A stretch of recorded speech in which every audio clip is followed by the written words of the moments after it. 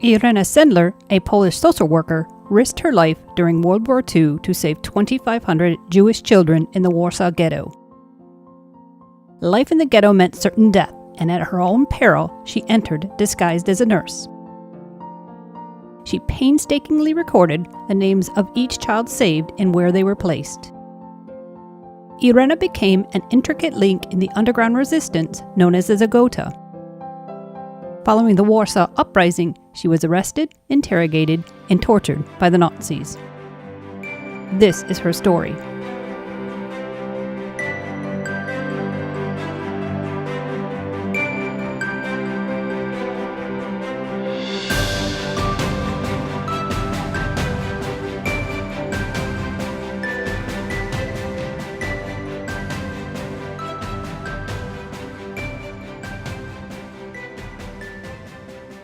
Irena Sendler, born Irena Sendler on February 15, 1910, to socially conscious parents.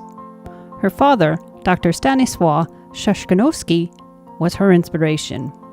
He'd often tell her, "If you see someone drowning, you must rescue him, even if you cannot swim." Janina, Irena's mother, risked punishment and taught illegal Polish history underground. Poland regaining its independence after 123 years of political non-existence on political map of Europe in 1918. So the interwar time period is this extremely important time when Poland is redrawing its boundaries, recreating its political structures, recreating its economic structure. Irena studied humanities at the University of Warsaw, and early on she fought for the oppressed. She faced strict punishments after she rallied against anti-Semitism. After completing her studies, she began work as a social worker with the city of Warsaw. She assisted the poor through her position with the Social Welfare Department. Warsaw, as Irena knew it, was to become a distant memory. The first German bombs pummeled Warsaw on September 1, 1939.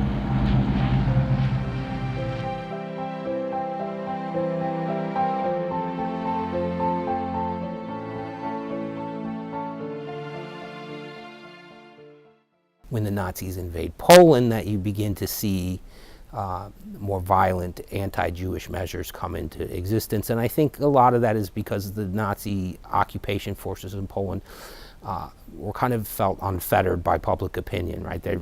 They could do whatever they want, and many of them did. New decrees were issued at an alarming rate. Each one delivered a new restriction, more humiliation, and reflected a systematic and ominous authority over the Jews.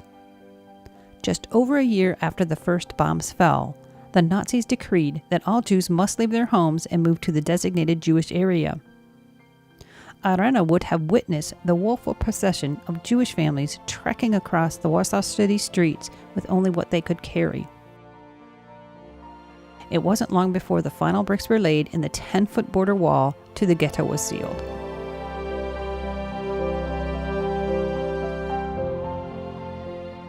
"20 heavily armed gates were established, restricting access in and out of the ghetto. Social workers, such as Irena, were prohibited from entering the ghetto. She obtained the vital medical permits and donned a nurse's uniform in order to pass in and out.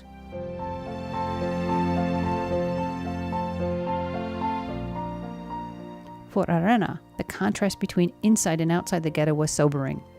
The living conditions were deplorable. Kto nie był w getcie, nie widział kurczę tego getta i tego życia, to nie będzie miał pojęcia o getcie i piekło nie do powtórzenia.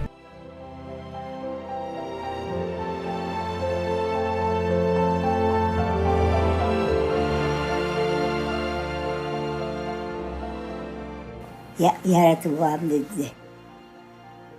Żydów, bardzo biednych.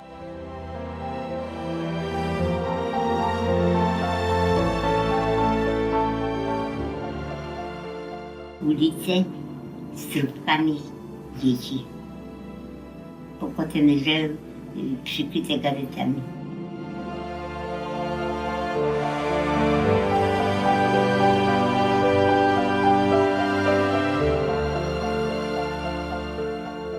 Deportation to the death camps was inevitable, and parents became desperate to save their children.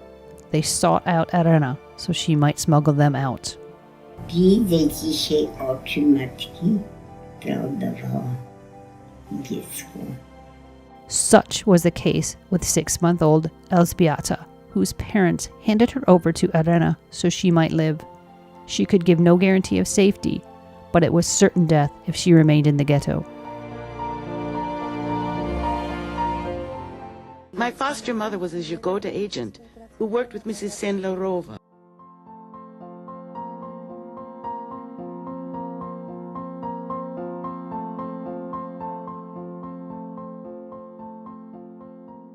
I was brought to her when I was 5 months old.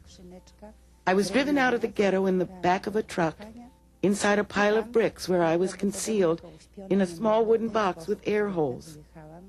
In that box, as a sleeping infant, I was driven to the Aryan side.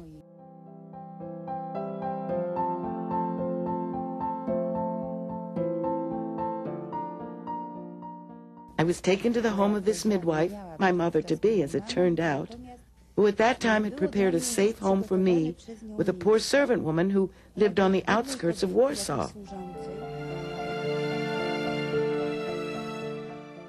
Zebrałam 5 osób i powiedziałam, słuchajcie, musimy wydać wojnę Hitlerowi.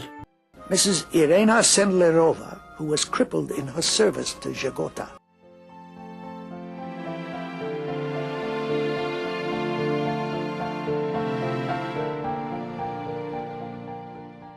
Irena Sendler is part of the Polish underground resistance, Polish underground state, which is a unique phenomenon in entire Europe. The problem is that the death penalty, the people were risking a lot. The people were risking death penalty not only for hiding the Jews, but for example, for having a radio, for being involved in the Polish resistance, for organizing independent schooling that was organized on a mass scale in occupied Warsaw. So there were a number of situations for which the people, the members of the Polish resistance, or just Poles who were not even part of the Polish underground state, were risking a death penalty. Irena's mission came to an abrupt halt when German soldiers dragged her from bed and threw her in the notorious and deadly Pawiec prison.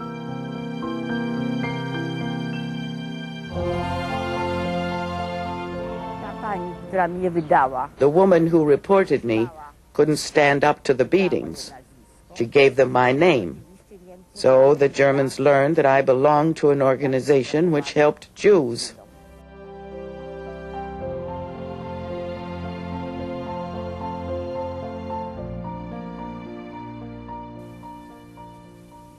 The Germans beat me, tortured me, broke my feet and legs, and when they finished this, they condemned me to death.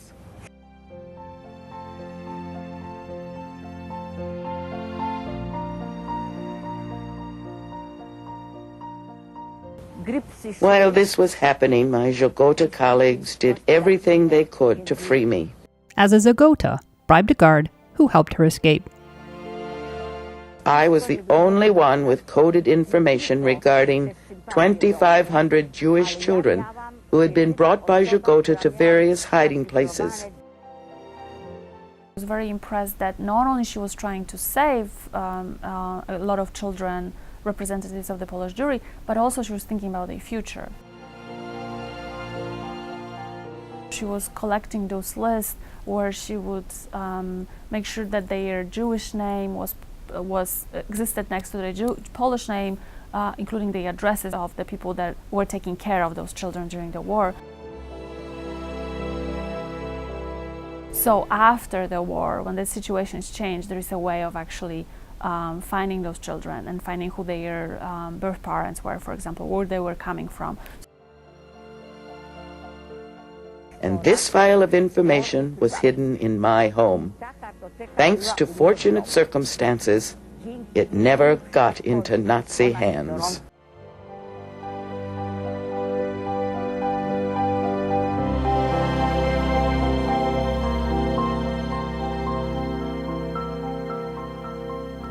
After her harrowing escape, Irena had to go into hiding. She, along with her lists, were out of Nazis' hands, yet she was not out of danger. It's very chaotic, very difficult. Poland it's a new state, it has new borders. Major cities are completely destroyed. People just experienced 6 years of Nazi occupation and incredible fear, anxieties. So it's very difficult to return to freedom, to start a normal life. So not only people, especially people like Irena Sendler, don't know what to expect from the new authorities.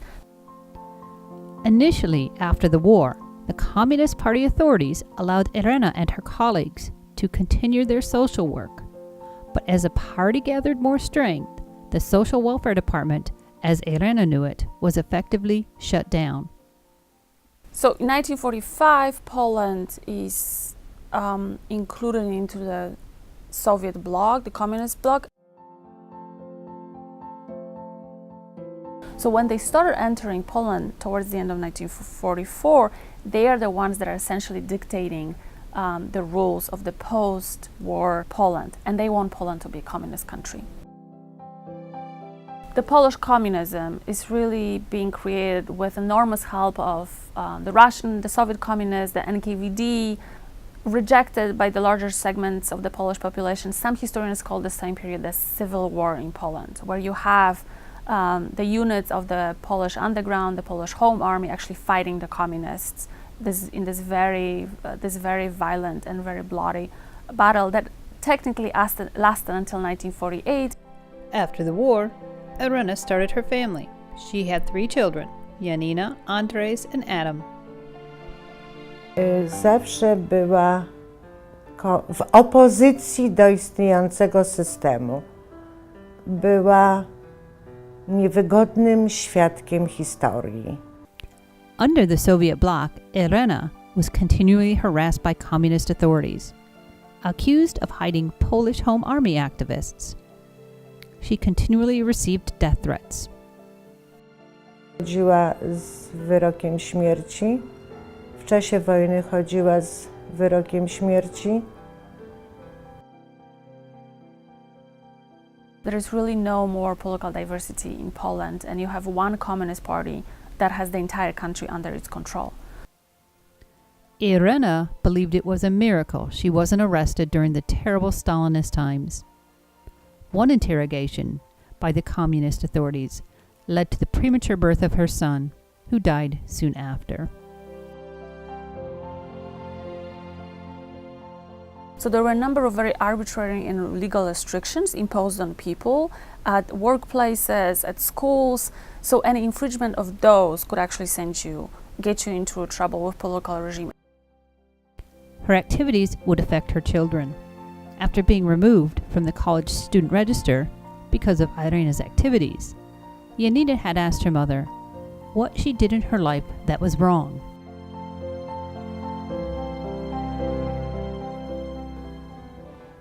Zawsze była w kontrze. Robiła całe życie to, co robić należało. Irena felt compelled to help those less fortunate. I think in general historians agree that the majority of the Polish society was indifferent to the Jewish faith, if not openly hostile. So the individuals like Irena Sendler who were helping were a little bit on the outside of the mainstream of the Polish society. People don't know whether they should be sharing information that they were hiding the Jews. Especially since the society in majority is indifferent or hostile to the hiding of the Jew. Can I be open towards my government? Can I be open towards my neighbor? Can I be open towards my social circle? How much should I be hiding what I've been doing during the war? How much, my activities during the war can get me actually into trouble? It took those who witnessed the Holocaust, both rescuers and survivors, many years to tell their stories.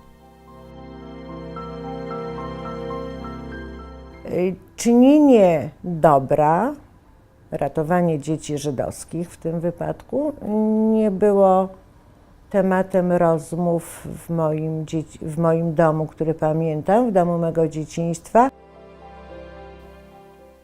In many cases, rescuers and survivors' experiences were stifled. So there's been a number of kind of cultural markers along the way that have brought Holocaust memory to the forefront and back into public discourse.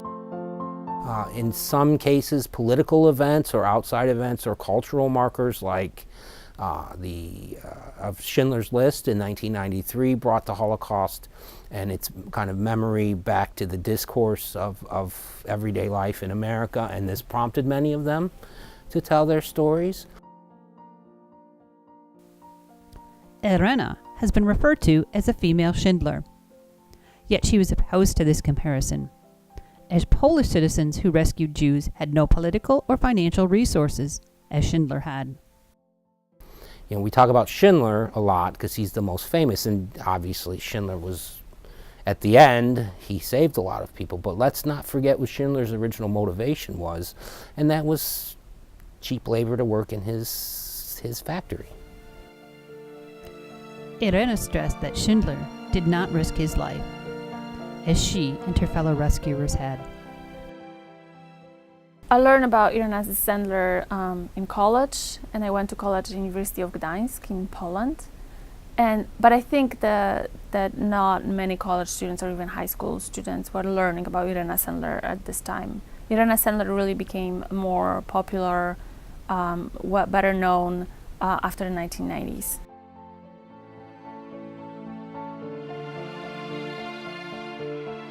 I went to school in the 90s, which was right after communism. Well, I knew nothing about Irena Sendler. We didn't learn anything about her. And she was completely forgotten in the country. Nobody knew about her, what she did. The heightened awareness of the Holocaust that Schindler's List projected led 3 middle schoolers from Kansas on a journey to discover Irena. Her achievements remained virtually unknown until 1999, when their history project, a play titled Life in the Jar, began its journey around the world. We were doing this history project and we found this Polish woman named Irena Sendler, and it said she saved 2,500 Jewish kids from the Nazis in World War II. We called our play Life in a Jar because Irena buried the list of the children she saved in glass jars under an apple tree in Warsaw.